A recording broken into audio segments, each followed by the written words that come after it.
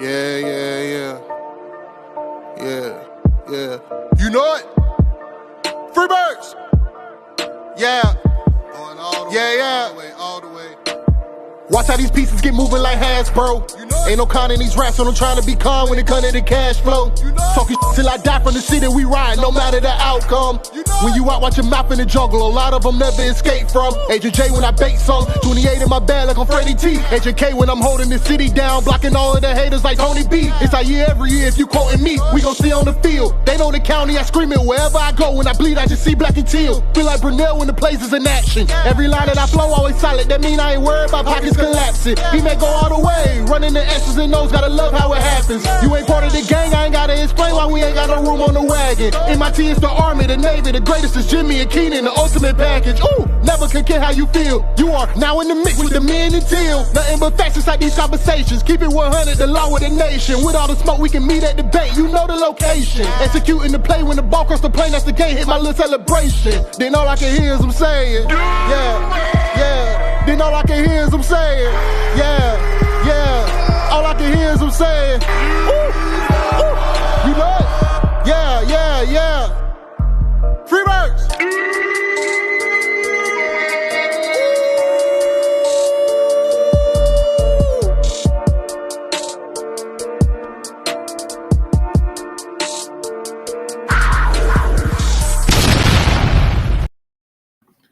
Welcome to the Men and Teal podcast. I am your host, J to the I to the M.B.O.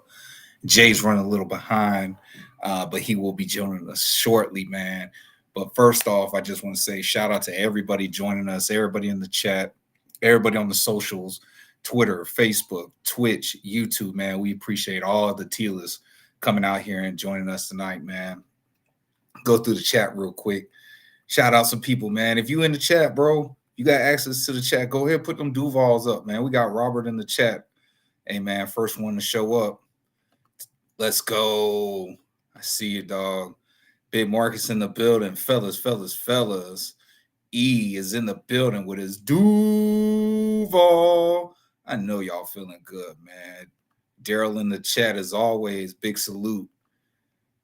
Devin in the chat, MIT family, what's good? Duval till we die. Duval T, what up, dope? Duval, you gotta love it, man. You gotta love it. Cheyenne, Duval, Big Marcus from the Facebook, Duval. Let's go, man. Duval T bringing it up with his Duval. Listen, let's talk about it, dog. The name of today's show is Stay Pissed Off. Stay pissed off. The Jaguars, they said they went Incredible Hulk, bro. Old Incredible Hulk with Lou Ferrigno. You know what I'm saying? The real ones know. And what Bruce Banner used to tell him back then is, man, you won't like me when I'm angry. And that's what happened with this Jaguar team. This Jaguar team came out and did to the Chargers, honestly, what we thought that they were going to do to us. Jaguars blow out the Chargers 35-6 at the bank. Really surprising. Everyone kept Herbert. I think Herbert only had like 81 yards. Their running backs only had like 21 yards. Like, we just shut them down. They couldn't do anything. All three phases contributing to this win, and all three phases just going out there playing like the dogs that we suspected that they could have been this whole season. Like always, we got sounds of the game because the Jaguars just love Men and Teal. They just release it on Wednesday. Like, hey, man, Men and Teal's going to use it on Thursday. It's a beautiful thing. So what I want to do is I want to go ahead and play sounds of the game, man. Let's check this out together.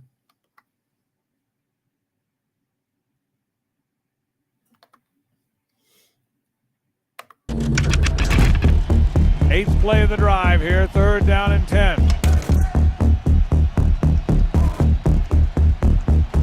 Justin Herbert, four-man rush. Scrambles away, he gets hit, he's gonna get sacked! Josh Hines Allen got him, third sack of the day for Jacksonville. Josh has set the franchise career record for sacks. Congratulations to Josh Hines Allen.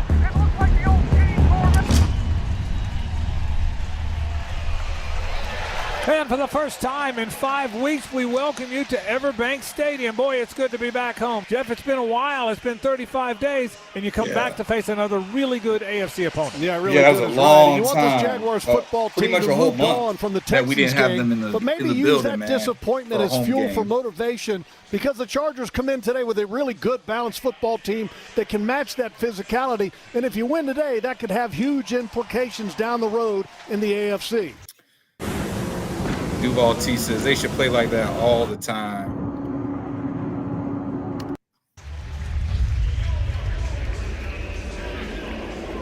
Yeah, they got to run the football. They got to get back to their identity. Yeah, that's what we're hoping, is talking about man. this team being a rough and rugged physical football team, and that's reflected in the ability to run it. So look for the Jaguars to get back to basics, run the football early and often, have some success, and set up some big plays in the pass game as a result.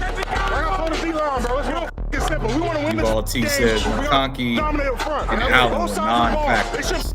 Drop, man. Drop. He's Fucking shit, They better than us, man. Let's go out here dominate these boys.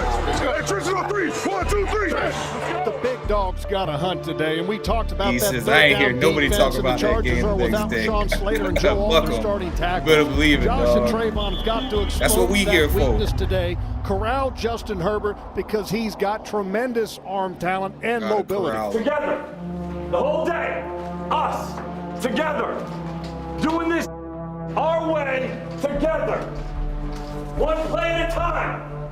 Shut him Hey, guys, down, Robert. what'd I Robert say? says Harbaugh Be after the game said they had no you. answers. On all Be you.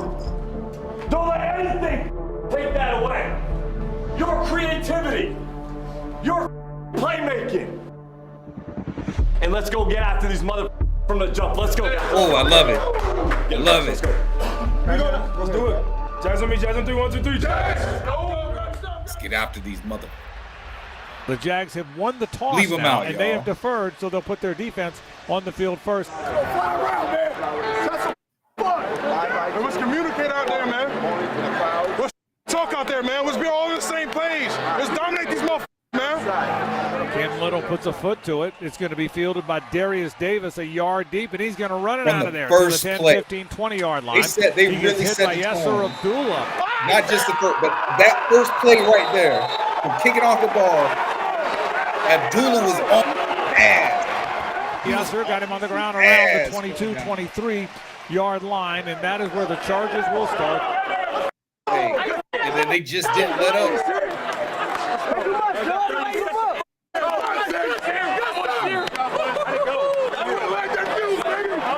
So they start from their own 23-yard line, going left to right to start the ball game. Justin Herbert under center, play fake dropping.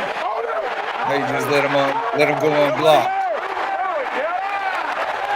And that's going to be, I believe, grounding. Trayvon Walker got there to start the ball game. Great work by Trayvon off the edge. I love we got the grounded by. I really Third down wish and Trayvon 8. would have got They that. send forward. They Back in throw a his wide pocket. receiver screen to the right side. That's McConkey. He's going to get tackled shy of first down yardage. Good rally. It'll be a rally fourth in. down, and the Chargers are going to go 3 and out. Jarian Jones made Jarian the tackle, played really and on good. comes the punt team for Jim Harbaugh. That's what the y'all do. Welcome back. That's good. That's a great job. Way to start fast. Stay having the edge. Stay having an edge. Third down and 3 from the 23 of Jacksonville. Drops the throw against that four-man rush. Fires. That ball's knocked away. That is good work by Monteric Brown. They tried to throw a little slant to Aronde Gadsden. It's an incomplete pass. So on comes the field goal team. That means Cameron I Dicker, really the liked- fourth-year kicker out of Texas. In this Dicker, game, the kicker, they call you know, him. He's 23 they out didn't of give all that 25 on the cushion. year. Scott I puts think it they only down. did it one time. And Dicker kicks it up. The like field later in goal the is game, good, and the Keenan Chargers Allen got strike like- first. They lead he 3 picked- to nothing. I think he picked up like 13 yards or something like that. They played good, sticky coverage. secondary played so good, man. They down really to played in 46 of the tandem with the Chargers. offensive Final line. minute of the first defensive quarter. line. Play fake. Trevor drops. It's a blitz. Looking, fires deep downfield, and that ball is going to be incomplete. He wanted a long corner out, and here comes the flag. A 31-yard penalty to the 15-yard line of the Chargers. Jags in the red zone. They show Tootin, the running back. They run it with Tootin to the left side. Cuts it inside to the 10. Tries to stand his feet. Leans forward. That's a good run. He's got it near the 5-yard line, perhaps inside the 5. I ain't gonna lie. Tootin probably should have had about 3 touchdowns this game. Terrific run by Bayshall Tootin. First and goal, Jags. These tosses. They toss it to Tootin. Cuts back to the middle of the field. Lowers his shoulder. Into the end zone. Touchdown. Tootin stays on his feet for a couple of runs, bro. He's got play 2 more design. touchdowns. They got the extra offensive lineman lined up to the left as an extra tight end. They actually show a toss to that way, but it was never designed to go there from the beginning. As soon as the toss is caught, there's a cutback by Tootin, and it's wide open one-on-one against Derwin James, and he plows it in.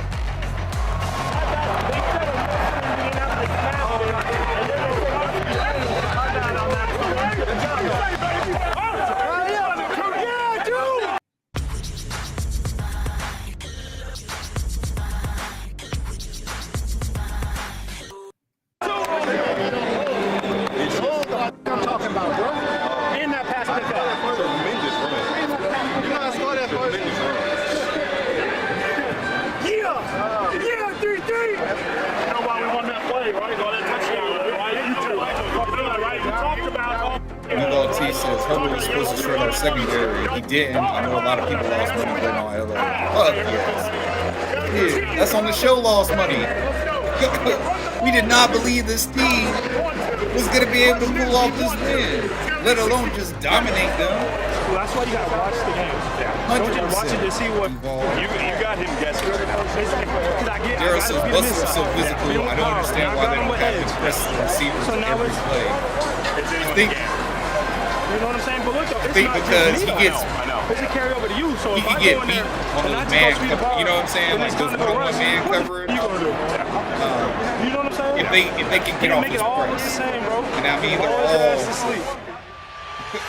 They're going to sack him again. Most of these receivers are good enough to get off that back press. There that time along with Trayvon Walker. Great work from the I just think that I think that they need to allow him to play more bump and run. Maybe not so much press, but like really closed on 2-3 yards off. He got him around the 12-yard line. I mean, this Jaguar. If you're not right there in his face, today, no more than that's 2-3 a 5-yard loss.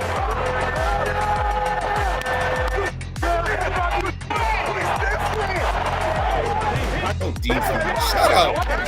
Shout out Danny Strigo and BJ Green. You already know I'm going to talk about that. Been hyping up. You hear me? Yeah. Every time we go out there, we need it. Let's go. 8th play of the drive here, 3rd down and 10. Jags have 6 defensive backs in the game. They got that extra safety in Rayon Lane in the game. Dropping is Justin Herbert, 4-man rush. Scrambles away, gets hit. He's going to get sacked. Josh Hines Allen got him, 3rd sack of the day for Jacksonville. Now after that sack, Josh has set the franchise career record for sacks. Congratulations to Josh Hines Allen. I'm just gonna say on that, man. I'm glad we finally got that behind us. I wish it didn't take them 11 games to get it. Congratulations. But I think we're gonna have a good conversation about this defense by the time all this is said and done. I don't know. How you do that? I ain't even counting. Keep going. 56. Yeah, great job. 56 by the and counting, defense, but what a hopefully. remarkable accomplishment by Josh Hines Allen. 56 career sacks, becoming a franchise leader, and anyone who's been around him knows not only a great player but a good dude. You love to see that kind of success for those people. Duval says congrats to Josh Hines Allen, sack king and franchise. That was pure off the muscle, dog. Man, I told you. I tell you, you gotta be in the weight room, bro. 56 and counting. By any, what do you say? By any means, bro. Hey. One play at a time. One play at a time. One play. All we worry about is one play. Line drive kickoff with Glenn Allen still dragging the pile with him. That is a terrific return. So great starting field position for the Jaguars from their own 40-yard line. They toss it to Tootin. He cuts it back to the middle of the field. There's running room into the open field. Oh, he stumbled down on the 45-yard line. That is a terrific run. Trevor drop. Pump fake. Looks again, fires middle of the field. That's caught. Johnny Munt, the tight end, 20. 15-yard line, and he's going to tackle right at the 15, maybe the 16-yard line. But that's a first down, 16 yards. Derwin James made the tackle. He pump faked 2 different ways, and that allowed Munt to release in the middle of the field, Jeff, and that's a first down for Jacksonville. He tries the middle of the field, keeps his feet, leans toward the goal line, touchdown. A 2-yard touchdown run out of the love that play. I love seeing us do Jacksonville has stuff like extended the lead.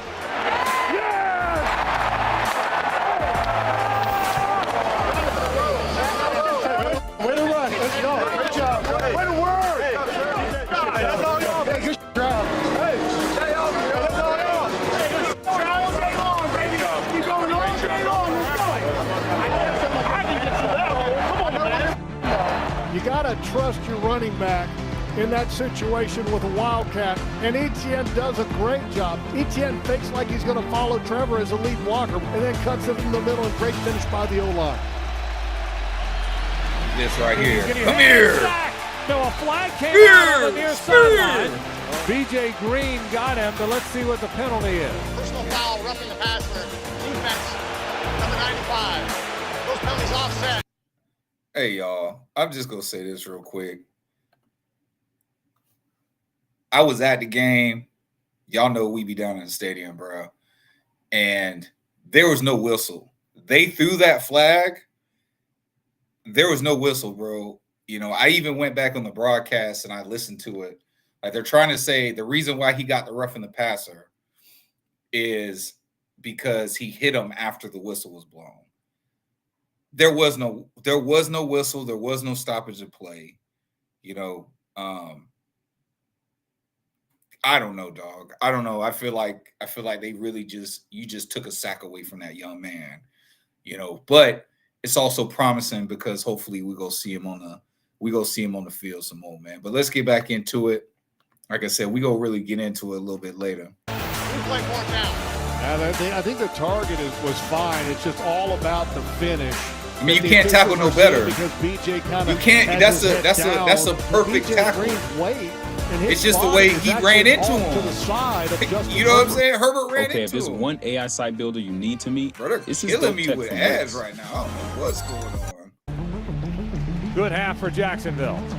Jags 14, Chargers 6.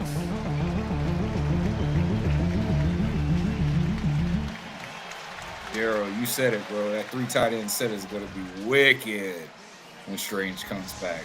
Hopefully, we'll see him this really week, good man. half for the Jags. They really 153 to 113 first Duval downs T to 6. agrees with the me. Jags, That was a garbage after call. the first field goal by the Chargers, Robert really kind of also dominated the agrees game. with me. 2 Bullshit touchdowns. The Chargers kicked a field goal late. I thought the Jags got robbed of a possession late in the half. I really believe that when they called a penalty on BJ Green. But nonetheless, that's where we stand, 14-6, and the Jags will have the ball to BJ start Green, the second half. Green going to get his sack. Yeah, bro. He's going to get a bunch of them.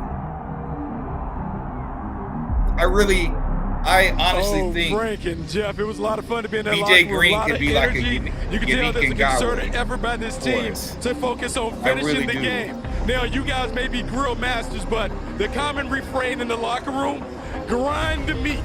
They talk about take them and grind the meat in the second half to finish it. Very animated. I'm not a butcher, but maybe you guys can make the interpretation.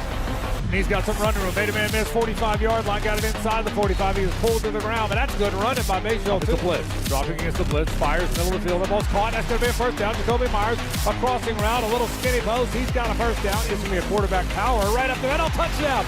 Trevor Lawrence just lowered his shoulder and pulled into the end zone. He was almost untouched. Jacksonville has extended the lead.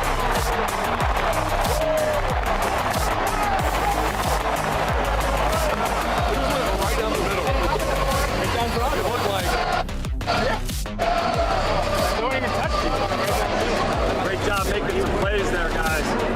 Myers, middle of the field. That's also caught by Jacoby Myers. Boy, this guy's good in the middle of the field. He gonna catch that, Mo. Looking again is Trevor. Fires middle of the field. That ball's going to be caught. That's a first down. That's the tight end, Quentin Morris. 16th play of the drive. Man, let me go ahead and welcome in a very special guest. A play fake. Friend of the podcast. In the back of the end zone, a 1-yard touchdown former pass. U.S. They've extended the lead. Co-host How good of the is Duval that? Mr. Travis D. Holmes of Big Pack Country. What's up, brother? What's going on, bro? I see y'all getting down right now. Yeah, man. We Sounds of the game. Get a little bit of sounds of the game, man. You know what I'm saying? Go ahead and throw your information up there for the people real quick. Yes, sir. Appreciate you, bro. Yes, sir. Yes, sir. It's funny because I only watched 5 minutes of this, bro. Let's give the defense a little bit of you credit, right on too. time. You know, Yeah, the Chargers caught up. finished the first half with 100 yards of offense. That was their lowest output yet this season. Right now they have 102. Both sides of the ball getting it done in a critical game.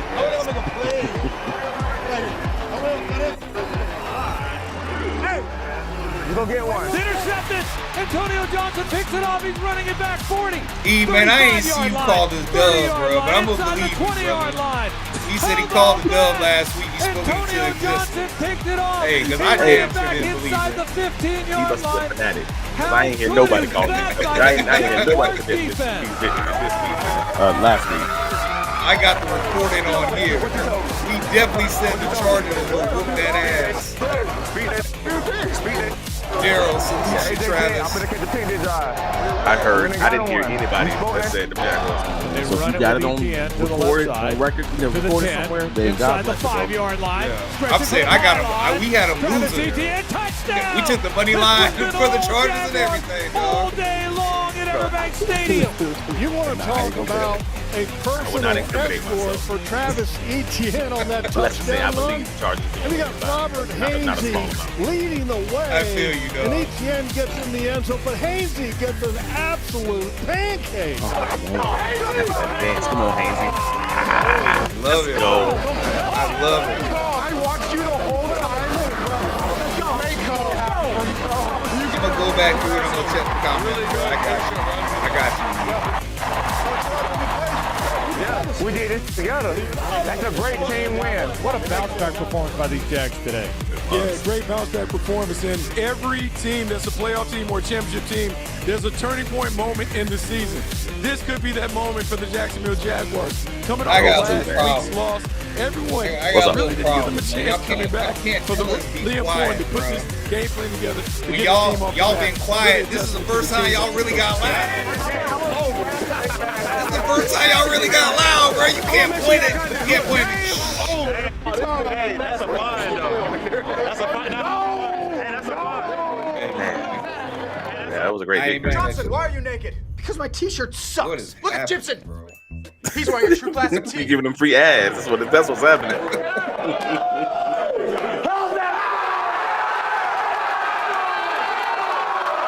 BJ!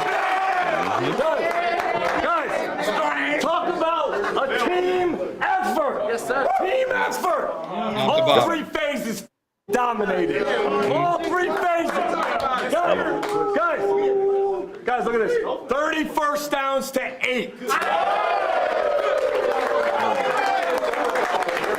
192 yards rushing to 42.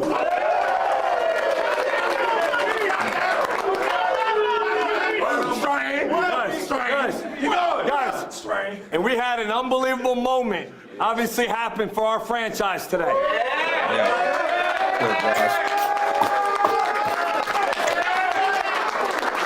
Guys, unbelievable moment, but guys, they were under duress the entire day. The entire day. Under duress. Guys, that's us. That's us. You dominate, man. We play our best pissed the f*** off. That's Stay who we pissed are. off. That is us. How you gonna stay guys, pissed off? That's what I want to know. Really fun, man. That was really fun. Hey, that's us. the question. And let's not forget this feeling, because that is us. I know for a fact, the guys that stepped up today, so many f***ing guys stepped up and impacted that game. And guess what? Every single one of you should be proud of what you see in the mirror.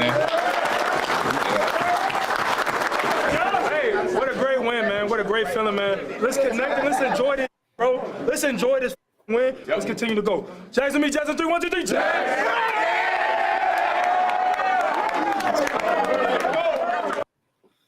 Wow. Let's go. So I saw the clips, you know, of his post game because that came up in our interviews with Cohen on Monday. And Jamal asked him about, hey man, how do you stay pissed off? Basically, the same question. Like, how do you harness that? How do you bottle that up to use it for later? And I mean, that's the question that this team's got to ask, man, because they've convincingly shown me that they are great as the underdog, but as the favorite, that's the question. Can you be as hungry? Can you have that edge? Can you have that pissed offness when you aren't the favorite, when you're expected to win? And that's the edge that they got to figure out a way to show and try to duplicate that effort, man. Right. I think I think it really starts off with the fact that this was our first complete game. Right? From top to bottom, all 3 phases, first complete game. 0 offensive penalties and drops this game. And we stayed ahead of the chains. Obviously, we leaned heavily into the run game. We ran 47 times. Hey, listen. However, I don't care how we get the win, right? But if it means that we can just go out there and impose our will and out physical a team, I'm down for it. My quarterback doesn't need to throw it 30 times, 40 times, 50. What did Jacoby Brissett? What didn't he just have like 47 completions? 47 completions, yep. Right. So we had 47 run plays. He had 47 completions. That's who we're about to bump heads with out in the desert this week, right? And look, it comes down. This game to me came down to we just wanted it more. The Chargers were on a 3-game winning streak. We just imploded in the 4th quarter against a division rival. And, you know, Jay personally, a lot of people out there who support the Jacksonville Jaguars believe like this was it. Like, okay, we are turning back into the Jaguars that we know, the Jaguars who just can't get out of their own way. And they're always going to find a way to jag up a game and lose. And, you know, you're going against a high-powered offense, a team in the Chargers that were on a 3-game winning streak, and you came in here and you let them come into your house and you treated them like they weren't supposed to be there. And I haven't seen you do that really since week 1 against the Carolina Panthers. I mean, I do think they're turning into the old Jags, and I don't want to put them on the pedestal and put them on the level of the Maurice Jones, Drew, and Freddie T Jags just yet. But it did give me those same vibes of that, you know, what was that, 2007, 2008, I believe, one of those years, Indianapolis Colts game where they ran for 375. And that's the feeling, because it's like, oh no, this team cannot get off the field. They can't get the ball back. They just can't stop these dudes from running up and down their throat. Like they just couldn't. And that's the vibes that this game gave you. Like it gave me, and I'm pretty sure it probably gave most of Jacksonville, that when you have an 11-play drive and then you have a 16-play drive in back-to-back drives, and they're already down, you just took the wheel from that team, man. And that's the thing I didn't think this Jaguar team had in them. I'm being real about that. And to see it, it's like, oh. And I think Cohen said the same thing. He was like, oh, yeah, so now that resets the standard, because now these guys know what they have in them. They've seen them beat some dominant teams and beat a dominant team in a dominant way. In a dominant fashion. Yeah, now you know what you got. Now can you do it every week? Because now when you don't, I'm going to look at you as a side eye like, hey, man, where was that? You have it. Why you ain't bringing it out? Let's go. Right. And it started in the trenches, right? Well, actually, it started from kickoff. Yashir Abdullah, I mean, he was a missile going down there. He was a missile going down there. And then the very first play on defense, Trayvon Walker comes off unblocked, gets the intentional grounding on Justin Herbert. I really wish he could have got the sack there just so we can have the number in the column. But defense brought the pressure 52% of the time. 52% of his dropback. Over half of his dropbacks, they were in his face. And that was, again, that was the defensive line really getting out. I think it was more about the defensive line getting after it than the coverage being sticky on the back end. I think the coverage was pretty good on the back end. I think that I feel like Campanelli, besides one time where Keenan Allen ended up catching like a 13-yard ball. I can't remember what the route was, but it was like a 13-yard ball, and we were like 8 yards off. But other than that, they were either in their chest or they were 2, 3, 4 yards off of the receiver. And you're talking about the out route that happened on. It was the only catch that that Braswell gave up. It was towards the red zone area. I know what you're talking about. Yeah. So, I think that was a big part. And then, like you said, just controlling the ball. In the third quarter, we got the kickoff and we had the ball for 7 minutes and 10 seconds. Yep. Almost half of the third quarter. And then they end up going 3 and out, and then we have it damn near pretty much the rest of the third quarter after that. No damn near about it. They had it the rest of the third quarter. Yeah. They had it the rest of the third quarter and scored early in the fourth. Yeah, that was it. They won the first quarter by scoring at 4 zeros. Yeah. Right. You're able to come back. Trevor has, I'm just going to say it was a bad throw. It was behind him. We can get into the nuance of was the depth right? Even if the depth wasn't correct. I mean, I was talking to my brother about it earlier, and he was even saying like, okay, if you want to make that argument, like Tim Patrick he drifted too far up because it wasn't really a sharp, because I'm pretty sure it was supposed to be a quick out, but he kind of takes it and he drifts up a little bit and he rounds. But my brother's right. If he does run a crisp quick out, the ball is still behind him, and then it's probably a pick six. It's probably a pick six. So regardless, we're Trevor, that's a bad throw, but guess what? You did it early. A bunch of his interceptions, as a matter of fact, most of his interceptions, I think, all year have been pretty early in the game in the first or second quarter. So we're talking about this tonight on the Duval Dive later, because Dan Griffiths put out that tweet that just threw a grenade in my keys to the game, because one of my keys to the game was, just share that with you now, was get ahead early.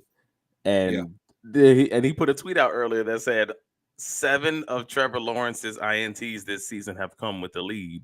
And I'm like, oh Jesus! So even if you get ahead early, he's only got 8, and the eighth one came in a tie. So he's never thrown an INT behind. That's the crazy part about it. So it was like, oh gosh. So even if you get the lead early, you got to make sure you protect Trevor from himself, not to let the other team get back into the game. Yeah. And I'm like, geez, all right, that's what it is. So yeah, you have 2 things you have to manage, but you generally don't think you have to manage. Is one, make sure Trevor, make sure you get the lead. Let's start there. Build the lead. Find a way to build the league, and probably do that on the shoulders of Trevor Lawrence. Because letting him throw early on seems to be a moderately good idea right now. But also, once you get that lead, get in his ear a little bit. Protect the ball. Don't be too scary, but also just be on time. Put it in safe spots, and keep this thing moving along. Because I laid out all the interceptions, and I realized, like, dang, every one of these interceptions is in like 1-score games where you're allowing teams to get back into it, maybe feel like they have a fighting chance now. Yeah, that's obviously not what you want. Most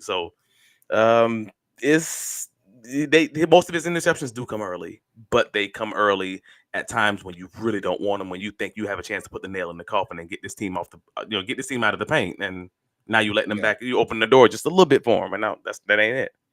No, 100%. And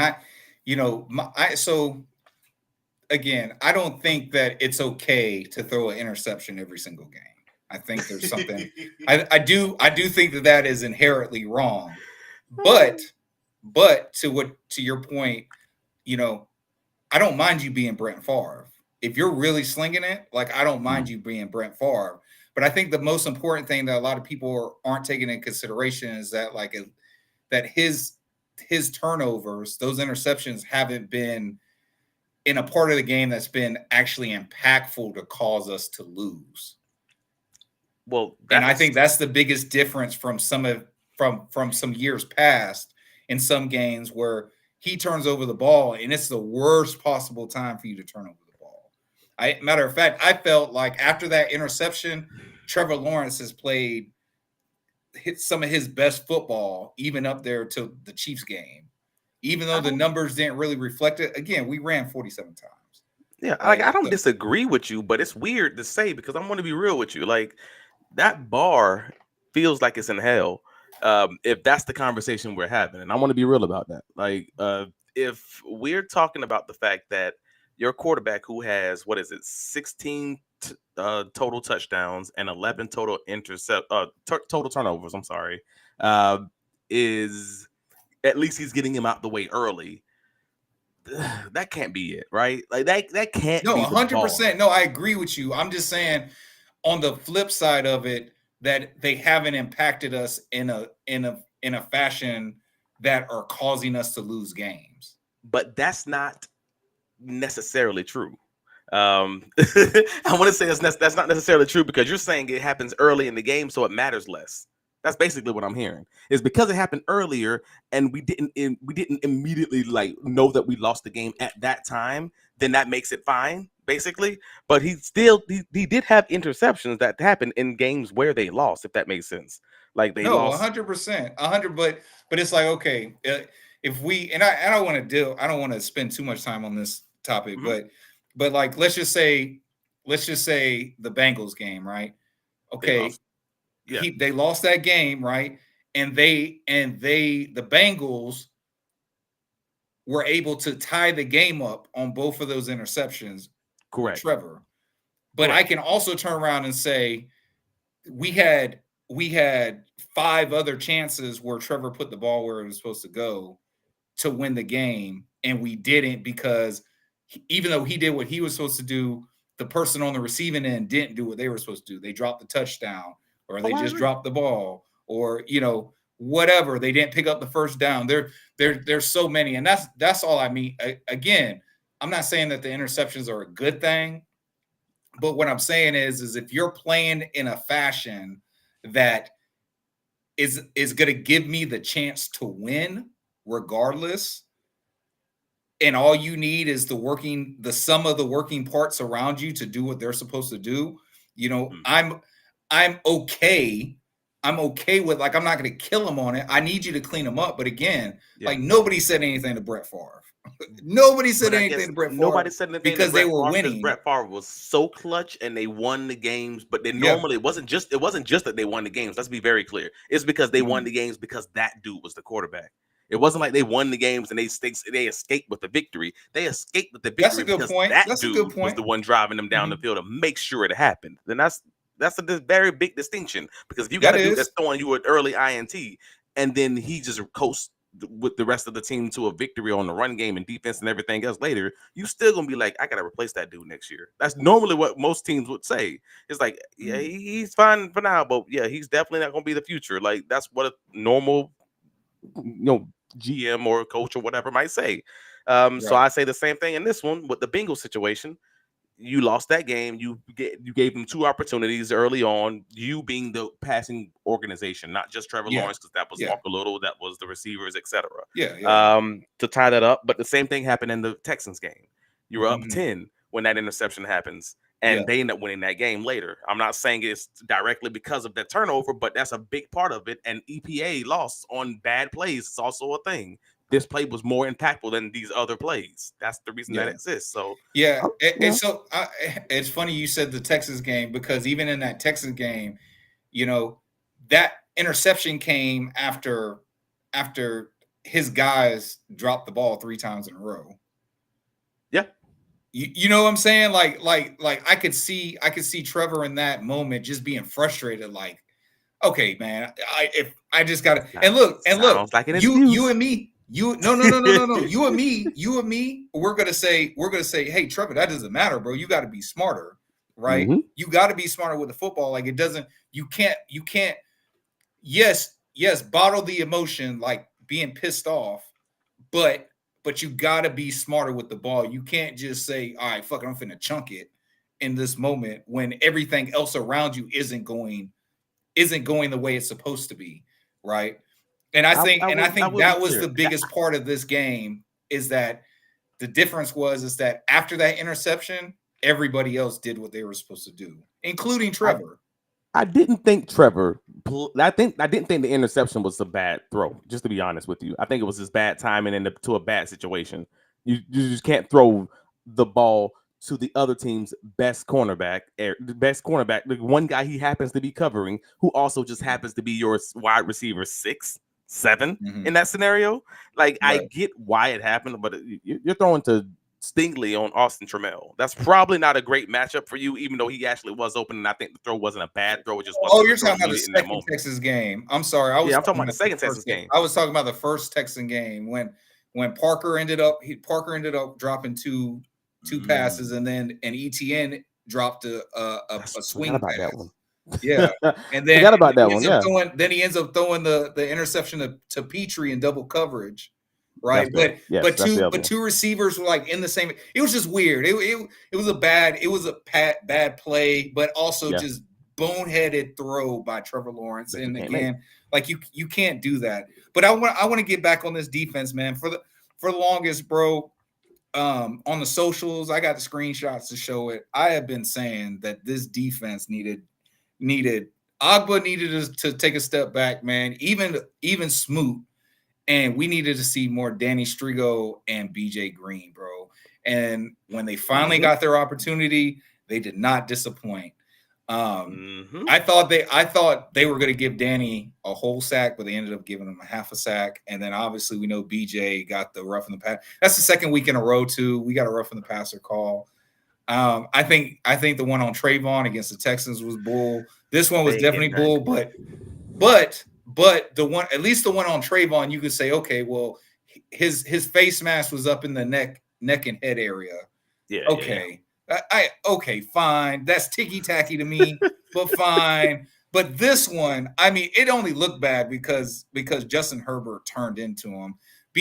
And look, I was there. You were there. You said it only looked bad. No, it looked bad, bro. It looked bad because he had that man booty in the air in front of his friends and Yeah, family. But did you see him turn? Like, he turned and BJ was just right there. And look, and BJ didn't put his body on. Like that was the most textbook tackle. Perfect. You can't do anything better. The Duval dive on Wednesday gave him credit for the sack. I could care less what the referees in the official stat book say. I think that man deserves to have the sack. So when I read off his stats, it was Jason, Jaguars United, and Kyle and I. And we ran through the stats of all the guys, of all the depth guys. And when we read BJ Green's stats, I included a sack and an extra snap to make sure that man needs to deserve credit. And if I say his stats at any other moment throughout this year, I'm adding the extra sack. I'm petty like that. I don't care. Hey, hashtag add that sack. I like that, bro. That's what we doing. Shout out to B-Mac for being in the chat, bro. Robert says wide receivers get aggravated when Trevor keeps throwing behind them also. Hey, I feel you. Team sport. I feel you. You guys don't get frustrated. I do feel you. But I can tell you, I've seen Trevor put the ball on them more times than he's thrown it behind them or put it in a place where they can't get the ball. So a wide receiver can be frustrated and not be frustrated at the quarterback. They can be frustrated with themselves for not understanding where their depth should be, or the timing of the route, or the pace of the route that they're running. There's so many nuances within that. When you see a guy pissed off, it doesn't necessarily mean that he's pissed off with the quarterback. He's just pissed off at the situation, the surrounding circumstances with the whole offense. It could be all of that, man. Yeah. And Devin says, just happy to have a wide receiver that don't drop the ball. Hashtag Duval. Jacoby Myers has been a godsend. There you go. 100%. I'll say Jacoby Myers, Parker Washington. Let's go. And Parker Washington. Yeah, man. And listen, guys that people didn't want to, you didn't even want to see their name, Quentin Morris. So many Tim Patrick. People were like, I don't even know why we went and got Tim Patrick. You're starting to see kind of why now. Mile High Jaguar in the chat. Duval. And Robert also agrees with BJ Green that was a clean hit. Now, it was. Travis, let me ask you this. Again, I've been saying they should have been using them the whole time, Danny and BJ. But do you think it could have been strategy? Do you think it could have been something like they have been stashing them BJ and Danny for the late part of the season? No, I think it was offensive linemen. They kind of hurt. I think it was a process, and they probably wanted to develop these guys. Like they originally stashed them for a reason. They wanted to make sure they were on the roster, mold these guys into whatever they wanted them to mold them into, and maybe even give them a year in the weight room and within the coaching staff to just be able to hone their talents and truly understand what you have. And that's I'm just fine with that. That's what development looks like. And then these guys earn their snaps on special teams. They earn their snaps on the limited opportunities they've gotten. They played well in the preseason. I mean, BJ Green led all the rushers with pressures in the preseason. Pressures, yep. Yeah. And then you have an opportunity where the injuries just happen to stack up, and the lack of production just happens to stack up. Where it's like, all right, well, we need a guy. Well, we got these two guys over here. They both play defensive line and can play big end and can go inside and out. Let's see what you got there. I think the timing just kind of worked out, and now they've kind of just stepped into that open door and earned some snaps. Assuming, we'll see what happens with Trevon this week. They might earn a significant amount of snaps. We'll see how that goes. Okay. Well, let me ask you this. Now, this is more of a Josh Hines Allen question. So not so much everybody, but for Josh Hines Allen, do you think, even though, hey, look, he got the sack record, congratulations at 56 sacks. Took him 11 weeks to get it, a lot longer than we thought it was, but hey, you got what, 7 more weeks this week plus another 6 to stack onto it, and then at least another 3 years as a Jaguar if you don't get traded. But do you think that we could possibly just be in the wrong defense for Josh Hines Allen? Because he got the 10 sacks. Because he's only had double-digit sacks twice. Once in his rookie year, he was a stand-up outside linebacker because we had a 3-4 defense. And then in 22, Mike Caldwell still had that 3-4 defense, and he was standing – I'm sorry, not 22, 23 in that 3-4 defense is when he had that 17.5 sacks, and he was standing up. Since he's put his hand back in the dirt, he's never gotten over 8 sacks. Was that all the 3-4 defense in 23 though? I feel like he didn't put his hand back on the ground until Ryan Nielsen. No, hand being on the ground is one thing, but was that a 3-4? I'm drawing a blank. I ain't gonna lie to you. He was I mean, they were standing up. So I'm just assuming I'm assuming that it was a 3-4 because they would play Foye and Devin as like two kind of midfield linebackers, and then you'd have remember Josh and Trayvon were labeled as linebackers. You're right. Yeah, they weren't DNs. That was me missing it. I guess I just forgot. Jeez. Yeah, that was a 3-4. Well, yeah, so but I don't think I don't put it on the defense, because I've had this argument with so many people. I think I'm black in the face, or that's either how I was born. I don't know. But nah, man. I look at the highlights from that 17 sack season, and I don't see a different guy than I see in this defense. I'm being real with you. I don't. And folks be like, "Oh, are you Jaguars United?" Asked me like a month ago on his podcast, "Do you think that he's working through an injury right now?" I think that's always possible. These guys are always injured, even though they're not on the injury report. It's just not hurting them enough. But I don't think that's why he's playing the way he's playing. I just think most of his sacks don't come under 2.5 seconds. And most of the guys that we play against this season are throwing at around 2.5 to 2.6 seconds. That's why you always see me throwing it on the socials about time to throw and time to pressure. That's how long it takes him on average to get to the quarterback. And this is how long it takes this guy to throw the ball. You're not going to get to him in this amount of time on most snaps, which means your sack numbers are always going to look down. Like, that's just basic math to me. So I just think he truly is the same guy, but he also had a 3-game stretch in the middle of the season where he had a 3-game stretch in the middle of the season where it was just like, I don't have Trevon on the other side. Now I'm getting doubled. I was already struggling to get there in 2.5 seconds. And we were second in the league on throws in under 2.5 seconds. The Jaguars are. as of 1 week ago. So it's like, dude, you're getting it from everywhere. They're getting the ball out quick. You're getting doubled. And how do you get there? I don't blame Josh on that. It's just kind of a bad circumstance to be surrounding him. Okay. Devin says no. Josh just needs more moves. I think Josh has a pretty good array of moves at his disposal. They just want that man to be somebody. They want him to be Myles Garrett, or they want him to be Michael Parsons, or they want him to be Max Crosby. Of course we do. And if he's not that, then he's a quote unquote failure. And like that's obviously not fair to him. Like, come on, like a lot of guys in the league aren't those dudes, and they can still be dang good. It's just he's not that. He's not the guy who's going to dominate even when you have two guys blocking him, and you need to get the sack by 2.6 seconds or something like that. Like that's just being real about the situation, man. Well, so this is actually from the topic of last week, and since you kind of said that, I want to ask you, do you think the Jaguars have a problem with the quick game, both offense and defense? Absolutely. Well, mainly defense. If you say, do they have a problem with the quick? Well, the more I keep talking, the more I keep talking. I mean, Trevor's issues earlier in the season with the quick game was a real problem. Like this to the point where it feels like they kind of abandoned the screen game fully. Think about it. You haven't seen it very much since the bye week. Yeah. When Travis Hunter went out and BTJ's been injured, you just haven't seen the screen game. Even with Parker Washington, who they did it early in the season, and they haven't done it there either. So they've stopped with the screen game, which they were struggling with as far as completions were concerned. They were getting knocked down at the line of scrimmage, or they were getting blocks ran through, or they were just dropping them at the bubble screens and the jailbreak screens from the wide receivers. It wasn't happening.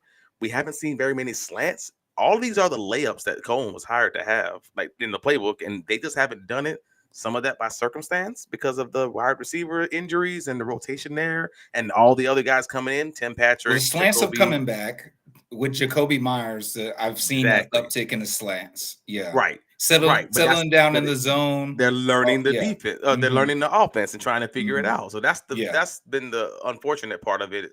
It's not really the team has an issue with slants. Maybe it's just you got one wide receiver who's struggling, Brian Thomas Jr. That's the big one, obviously. And then you have a rotation of a lot of other guys just coming into the offense, whether it's Austin Trammell, Tim Patrick, Jacoby, etc. And that's your problem. So I think it was a problem early on. I think more recently it's just a bad combination of factors that kind of just result in you either not running them often or struggling on the small amount of times you are running it. And on defense, yeah, they absolutely have a problem. There's no question there. 100%. I feel the same way. Damn, my light just went out. Sorry. So this may be controversial, but I have to be honest with everybody. I was unexcited in this blowout. I literally sat here and watched this game, and I felt like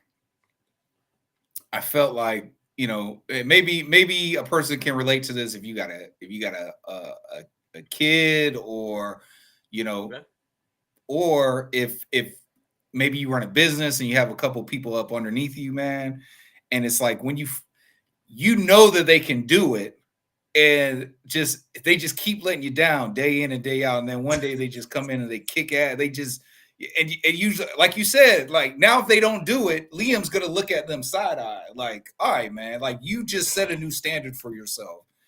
But I feel like I already had the standard for you, and the fact that it took you to dominate for 3 quarters and then implode in a 4th quarter against a division rival to take on a team that nobody's giving you a shot except for Maurice Jones-Drew and Bucky. Shout out for the homers. You know what I'm saying? But nobody is giving you a shot. Not even Men Until Podcast, not the Duval Dive, not the Jungle Beat, not Gen Jag, not UCF. Nobody. No, I can go down the list of Jaguar content creators out there. Nobody gave them a shot except for E, apparently. So shout out to E. And the fact that you came in here and you kicked their ass, and I just sat there the whole time. Like, yes, I cheered. Yes, I stood up, I clapped, I did my Duval, but when I walk away from a win, especially coming from that stadium, I'm hype. I'm talking to people. I'm giving people high fives. You know what I'm saying? We're doing chants. There wasn't none of that. It was so morose leaving there and walking back to our vehicle, just happy with the win, shocked, shocked obviously in the fashion that we won in, but I don't know. I feel like it's not just me because Jay said this when we were walking into the stadium. He said, look at all these people out here looking like, I'm sorry, making it feel like this is an obligation. Like we weren't even there to have fun. That was the problem. Like when we first arrived there, we weren't even there to have fun because we were expected to get blown out. And it felt like an obligation. Hey, look, I've already paid for these tickets. I'm going to this game. Right. And even leaving, like you again, if y'all have been down to the stadium, you know this, bro. The chance of Duval and just how loud and rock, and it was not that leaving out of the stadium because they were shocked. It was not. It was and so me personally, I was unimpressed, and I won't be impressed until I see you do it again. Do it against a team that you're supposed to do it against. But that was a team that they were supposed to do it against. So now there's arguments on both sides of this coin. I want to be very clear on saying it because I'm well aware that folks will often call me a hard grader, or they'll call me critical, or they'll call me a hater on occasion, especially those who are with me when I watch film. And if you're with me when I watch film, you would know how often I'm cursing just looking at stuff that's happening, because I do hold these guys to high standards because they are in the NFL. I'm going to treat you like a professional. Right. That may have me consider being nitpicky on some stuff. It is what it is. But in this game, I thought Justin Herbert was going to struggle. Said it on Big Cat Country beforehand. He loves to hold the ball. That whole time to throw versus time to pressure thing I was talking about earlier. He's very holding Trevor the Lawrence ball past 3 seconds. He's very Trevor Lawrence in that. Yes. We just talked about 2.5 seconds is about what the Jaguars average. It's like that's the 2.75 even with 4 rushers. Just the math told me they're going to sack this dude multiple times this week. We're going to find out how many, but they're going to sack this dude multiple times because he loves to hold the ball to try to make explosive plays. And the Jaguars struggle with guys who get the ball out quickly and beat them underneath their coverage. He ain't trying to beat them underneath their coverage. So this works out beautifully for the Jaguars as far as the Chargers passing game. Right. That's exactly how it worked out from the passing defense perspective. I think they did great. But the part that I was like on the offense, it was like, all right, cool. The Jaguars have one way to beat the Chargers from my perspective.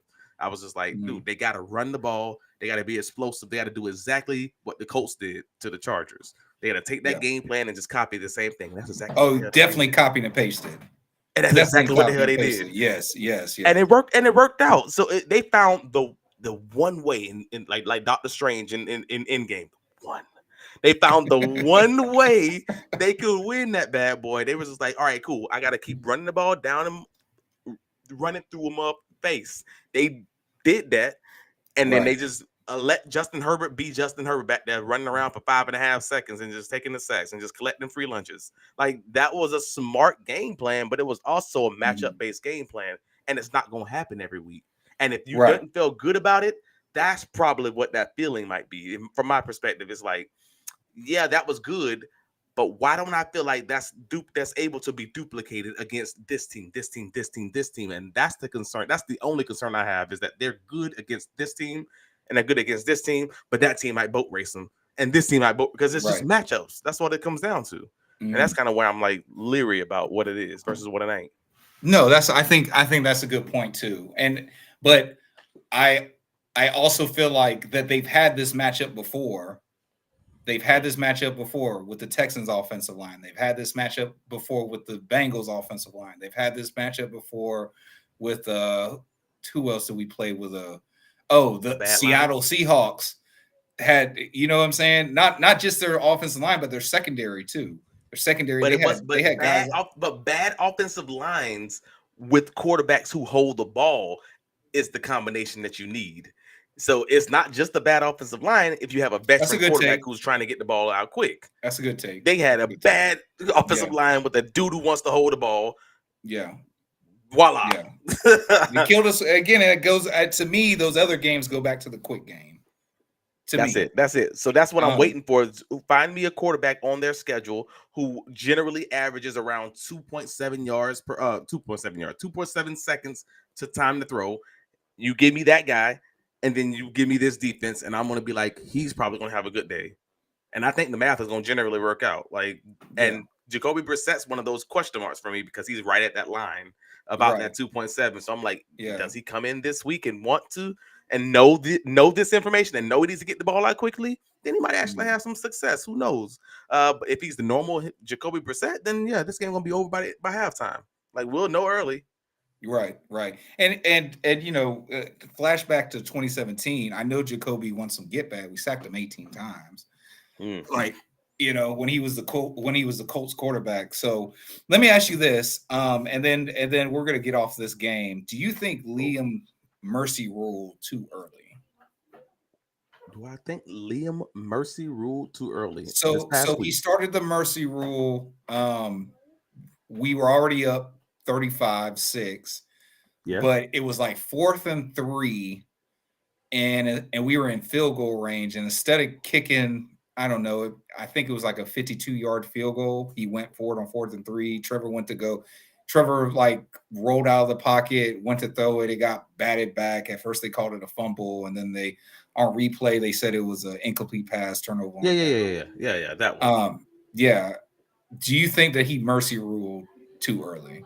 So you consider that mercy rule? That's interesting because I think that's 100% because he didn't try.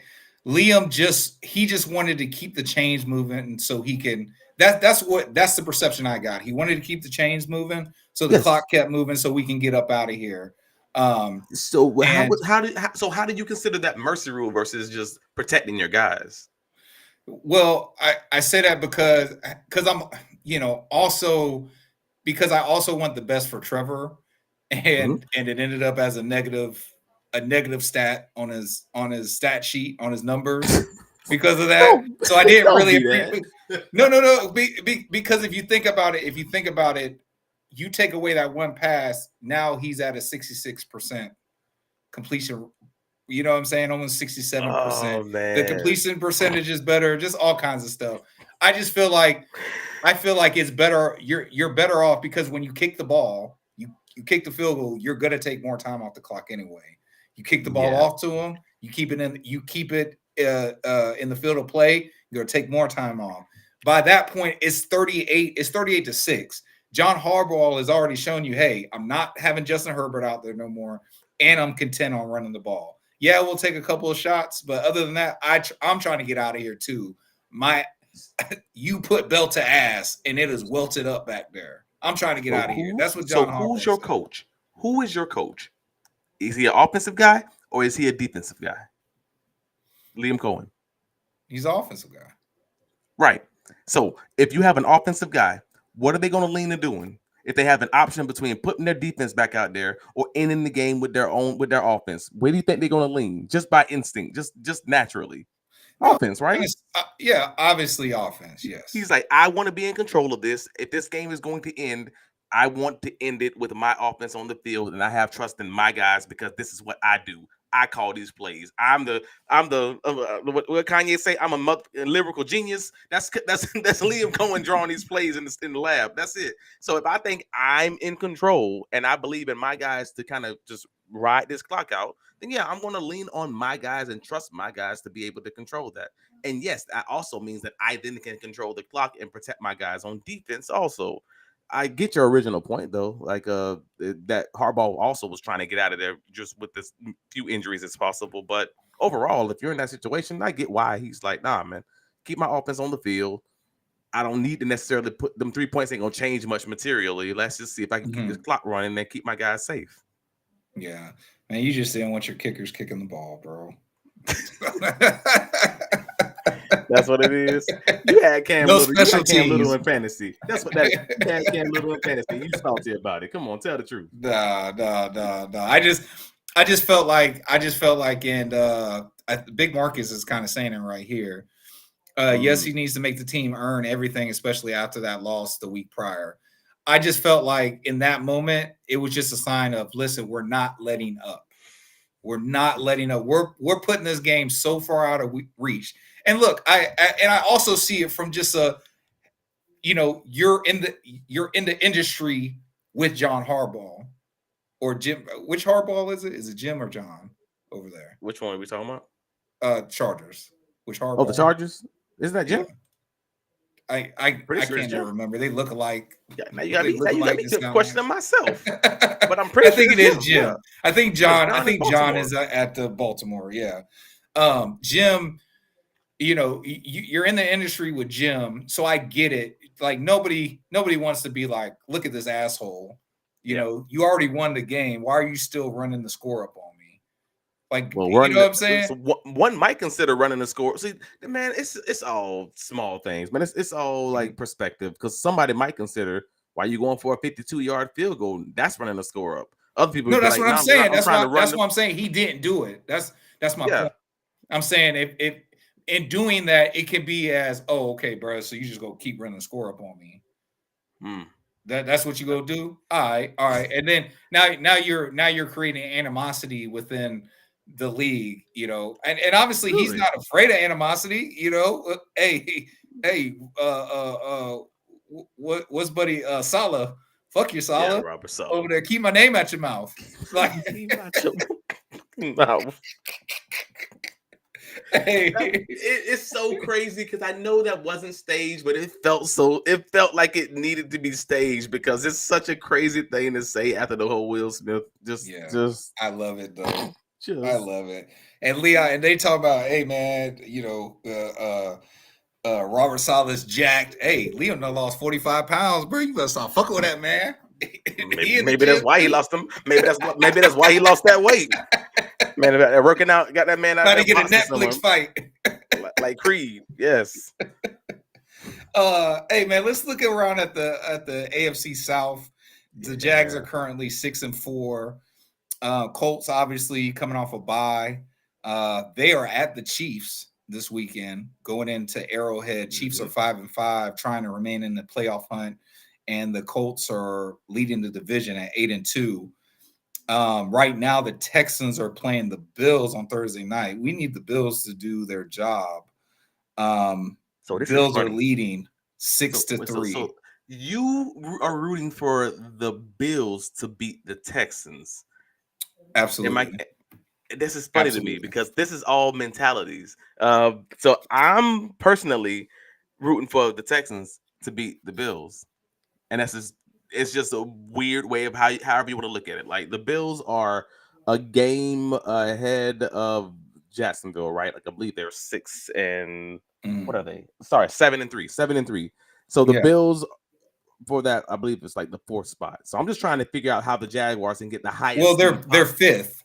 They're 5th because the Patriots are the division leaders at 9-2. Okay. AFC Again, East. So I'm doing this by memory, so it's not even like No, it's cool because we gonna talk about it anyway. And I'm just like, no. At the end of the day, in my head, I'm like, no. I think the Jaguars would do better having Buffalo have one more loss, and that gives the Jaguars an opportunity to jump them eventually if they just continue doing to win the games that's in front of them. They obviously have the Texans twice. I figure that minimum they'll probably end up splitting with the Colts. I'm not scared of a team that's going to be behind me trying to catch me like the Texans. I know some people might be. I understand. I also see what their schedule looks like. But I'm trying to figure out what's in my control, and what's in my control is just win these games that's on my schedule. So then I need the teams that's better than me to kind of drop. So that's my philosophy. See, and I hear you. I hear you on that. But this is how I'm looking at it. Kind of, and I'm not going to go through everybody's schedule, but this week you have us facing the Cardinals, Texas facing the Bills today, and the Colts facing the Chiefs at Arrowhead. Okay, now look at this scenario. Jaguars beat the Cardinals, Texans lose to the Bills, Colts lose to the Chiefs. Next week, Jags beat the Titans, Texans beat the Colts. Now we have the same. We're going into week 14? We're going into week 14 at home against the Colts, tied, and we can literally walk away from that game. We can walk away from that game with the division to go ahead and lead the division. Yeah. And you still have the Texans to be 2 games behind you, with the Colts being a game behind you, with the tiebreaker right now. I think really that's the best. That's the best path for the Jaguars, just to give us some breathing room, because look, because look, the Bills still have to play the Patriots again, and Patriots already beat them in Buffalo. Sure. And the Chargers are going to be slugging it out with the Chiefs, and if the Chiefs beat them, we have the tiebreaker over the Chiefs and the Chargers, so we automatically move up if we're vying for the wild card spot still. If that's where we're at. So I think I'm okay with Buffalo getting a win today because you got to go face a division opponent in the Patriots, and Drake May and them, they're playing. Yes, they've had like the second easiest schedule throughout the season, and they still have it. And they still have an easy schedule. Yep. But they beat some team. You already beat Buffalo. You beat Tampa. You know what I'm saying? You beat some good quality opponents in there too, along with the riffraff. So, and now if the playoffs started today, I wouldn't mind playing the Patriots. I think we could beat the Patriots. But at the same time, I think this is a chance, because we're at the softest part of our schedule. I think this is a chance to let those other teams eat each other up, and we just take care of business. And that's what I mean when I talk about this Cardinal team, and I got to see it again. I don't need you to blow out the Cardinals, but I need you to beat them by 9 points, 10 points. You know what I'm saying? Like, I need you to beat them in a fashion that is like, okay, we had control of this game. But we had control of this game. That's what I need to see. So again, we're gonna knock this out at like I don't know what later tonight on the Duval Dial when I do my official preview. So I don't want to give my prediction away just yet. But the gist of it being is I think it's going to be closer to 9 points. I will give you that. Because I don't like that. just but the thing is, if you want the Jaguars to win by 9 points or more, then you're basically telling me that the Jacksonville Jaguars are going to come out of the gate in the first quarter or the first half scoring a boatload of points. Because and then the Arizona Cardinals will quit, because in the two games where they lost by basically 20 plus points, was last week they lost by, I believe it was 19, and the week before they lost by 22.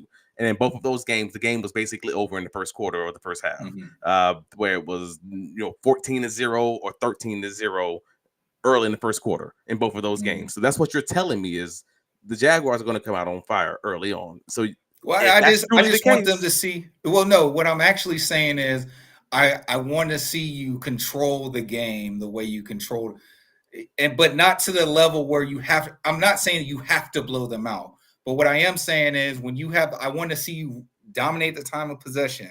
I want to see you when you get into the red zone. I want to see you get points. I don't want to see you. I don't want to see you get to the red zone, turn the ball over. I don't want to see you get into the red zone and it's turnover on downs. I don't want to see you know what I'm saying? Like keep yourself in the advantageous positions to win the game, and just play smart fundamental football. Minimize the penalties. I don't want to see the penalties rear their head again. You know what I'm saying? We had one penalty on defense for 5 yards, and that was ticky-tacky. Like you know what I'm saying? Like offense, bro, I need you to catch the ball. Trevor, I need you to put the ball where it's supposed to be. And if you do that, the receiver, I need you to catch the ball. In the process of doing this execution, I need people to line up correctly. I need people not to hold. I need people not to illegal shift. I need you to go out here and just execute. And if you run this offense the way that I knew you were capable of running this offense, and how you just saw me, how I just saw you run this offense, I need to see you do something similar to that. And like I said, I'm not asking for much. If the Jaguars do all those things, I think they win by 7. I don't think they win by 9. Because I think this Arizona Cardinals team does all those things you just named very well. They are a prototypical, veteran and average NFL highly penalized team, though. Highly penalized team. Yeah. Not like if we're first, they're second. Like they're not that far behind us. I would need to look at what it's been before the bye and after the bye, because I did that. I actually looked up what they were giving up in the run game before the bye and after the bye. I was looking up how they were looking on offense before, because after the bye, they had some issues basically after the bye week. Like, they beat the Cowboys, and then these last 2 weeks have just been weeks from hell for that team. And in my head, I'm like, Is this a team that's beating the brakes off these guys because they're in the right division? They know they have books on this team and they understand them. And if that's truly the case, then that's a different thing for me than a team like the Jaguars, who's played the Cardinals 6 times in our history, who now want to get a little bit acclimated to these guys. Like Liam Cohen has experience playing against them. At least there's that. But to be very clear, like, I don't know if a team just being foundationally solid beats this team by 9 points just because you showed up and just didn't shoot yourselves in the foot. Like, I don't think that's that, because they've shown we have a 10 game history of other teams who are moderately good teams squeaking out wins against them. Like, you can go down their schedule, 5 points, 3 points, 2 point, 1 point wins, or 1 point losses. Like, they have actually been very competitive over the scope of the season outside of these past 2 weeks where teams just took the life out of them in the first quarter. Right. Big Marcus says this is the NFL. It's hard to win, especially on the road. So with that said, I don't care if they win by 1 point. Just win the damn game over a team you're projected to be better than. True. But I'm talking about it's to go on and believe that this team can do the things that, okay, perfect example. Look at a team like Detroit. Detroit and Tampa and the Rams and Seattle have all shown you on several games. Now, I will say this. This is what, our third game in a row that we put up 30 points. I think that's also kind of going unnoticed. I mean, well, no, 20, I guess 29 plus. It's our third game putting up 29 plus, because prior week we only put up 29. But so I think that part is encouraging. And I think because of that, if we do the things that we're supposed to do and don't get penalized and don't have the impactful drops or the impactful turnovers or the impactful missed throw, then we should easily at least be up 2 scores on the Cardinals. That might be right. I just think the way, if we put together a full game, we are just we are as dangerous as any team in the NFL right now. But and then brother, add on to it. That sounds like a cup full of hopium right now. And I'm not trying to say that this Jaguars team can't do it. I'm just trying to say that they haven't shown you that, because for the most part, Trevor starts slow. That's his thing. I'm not trying to say that's the team thing necessarily, but I think mechanic wise and just the off target throws you're going to get every so often, if that's going to happen, it's going to happen in the first half. You just know that's what it's going to be, and then they start, and then they figure it out at halftime. They calm down. They woosah, whatever happens at halftime. They kumbaya, my lord, and everything else, and they get it right and come out normally slinging in the third quarter. I don't know if you're going to change that piece, because we haven't seen that even in the games where they ended up winning big. Like, it was a 14-6, I believe, at the half of the Chargers game. It was, if I believe correctly, I'm not looking at it. I'm at the half in the Texans game. It was a close until the third quarter. It wasn't like it was a blowout or anything along those lines. So in my head, it was 20-10. There you go, at the Texans game. And yeah, 14-6 in the Chargers. So they've gotten a little better of the last 3 weeks versus the early parts of the season, but I just don't think that this is the end result you're necessarily looking for. 14 points is fine at halftime. Again, that's a Chargers game, but it's not what you're looking for. That Texans game might be it if you can consistently do that. I just don't know. That's the immature, younger team. They're up and down. They're inconsistent. That's what you want to see, that consistency. But that's what I want to see. I just want to see that consistency. Can you do it again? Yep. Can you do it again? Can you play another clean game? Because until you play 2 clean games in a row, I can't believe that you're going to do it. Robert says, throw it away if you think you're about to throw a stupid ball. I don't really think Trevor ever thinks he's going to throw a stupid ball, to be honest with you, until it happens. It definitely happens. Daryl says, don't let the tight ends beat you. Yes, you can't let Trey McBride beat you. But you know who else can't beat you? Marvin Harrison Jr. But Marvin Harrison Jr. won't beat you this week. I That's what I'm saying. He can't beat you. He can't beat you because he won't be playing. But Greg Dortch too. They have 2 good tight ends. That's the other part. So yeah, definitely. I think it's going to be tested. you know, I'm hoping that again we're going to see a lot of the young guys, even Rayon Lane. Rayon Lane got some burn. You know, they played that triple safety where they kind of like brought him back as like a hybrid like backer. Mm-hmm. You know, so you know, I think that this is a winnable game. You know, obviously we're favorites. Jags are a favorite at -2.5, and the over under is 47.5. Now I know you say you got predictions for your next show, so I won't have you give me a score prediction, but if you were a bet man, Jags favored -2.5, and the over under is 47.5. What would you bet? I mean, I'm taking the over on the score. I can tell you that already. And I think the Jaguars can cover that. Like I do believe that they win, and I believe that they cover it. I just didn't think it was necessarily going to be a 2-score win because I hadn't seen that happen very much against this Arizona Cardinals team. And if it works out, then I think I'd love to be surprised from this Jacksonville Jaguars team. I already was last week. Let's see if it happens 2 weeks in a row. Yeah, no, 100%. I kind of skipped over it too, but we have a laundry list of injuries. Trayvon Walker hasn't been practicing. Yashir Abdullah, who we just gave all his flowers for his special teams work, he hasn't been practicing. Dennis Gardak was in the red penny. You know,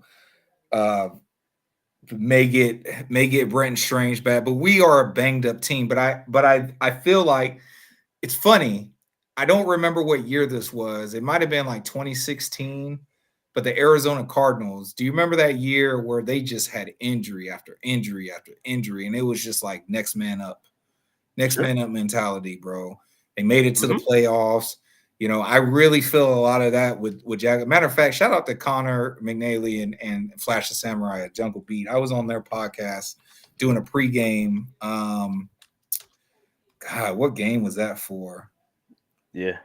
The Raiders game when Tim Jones, because Tim Patrick was hurt, Quentin Morris, so everybody was hurt. So Tim Jones was brought back and he was elevated, and Austin Trammell. And I told them, I said, listen, expect for those guys to have impact plays for you. And they actually laughed at me on the podcast. They were like, oh boy, if we gotta expect that from them, we're in trouble. I said, listen, it may be better because these guys, they're going to have few opportunities.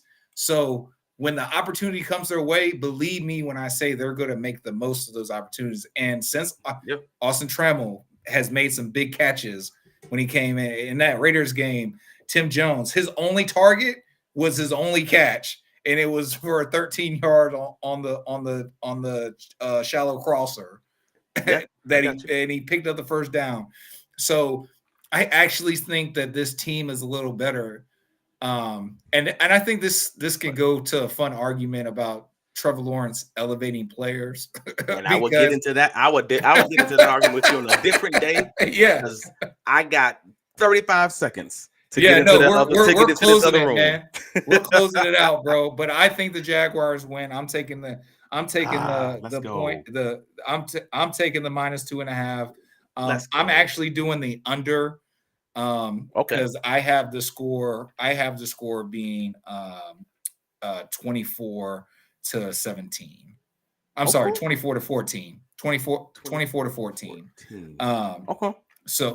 So I got the Jaguars winning. Travis, man, I really appreciate you coming through and hanging out with me, bro. This was a nice surprise, brother.